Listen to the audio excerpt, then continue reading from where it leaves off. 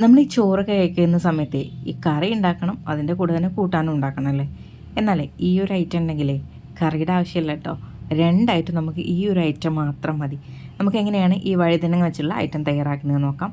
കാശ്മീരി ചില്ലും നമ്മൾ സാധാരണ വറ്റൽമുളകും ചേർത്ത് ഒന്ന് ചൂടുവെള്ളത്തിൽ കുതിർത്തെടുക്കുക കേട്ടോ. ഇതിലേക്ക് കുറച്ച് വെളുത്തുള്ളി, ഉപ്പ്, പിന്നെ നിങ്ങൾ ഏത് ഓയിലാണോ ഫ്രൈ ചെയ്യാൻ ഉപയോഗിക്കുന്നത് അതന്നെ ഉപയോഗിക്കുക. ഞാനിവിടെ നല്ലെണ്ണയാണ് കേട്ടോ എടുത്തേക്കുന്നത്. അതിലേക്ക് പിന്നെ തൈരും ചേർത്തിട്ട് നന്നായിട്ട് അരച്ചെടുക്കാം. ഇതിലേക്ക് നിലക്കടല വറുത്ത് പൊടിച്ചതും കൂടെ ചേർത്തിട്ട് നന്നായിട്ട് നമ്മളിത് മിക്സ് ചെയ്തതിന് ശേഷം വഴുതനങ്ങൻ്റെ രണ്ട് ഭാഗം നമ്മളിതുപോലെ കട്ട് ചെയ്തിട്ട് നല്ല പോലെ വരയിട്ട് കൊടുക്കുക. നമ്മൾ മീനിനൊക്കെ വരയിടില്ലേ, അതുപോലെ തന്നെ അങ്ങ് വരയിട്ട് കൊടുക്കാം.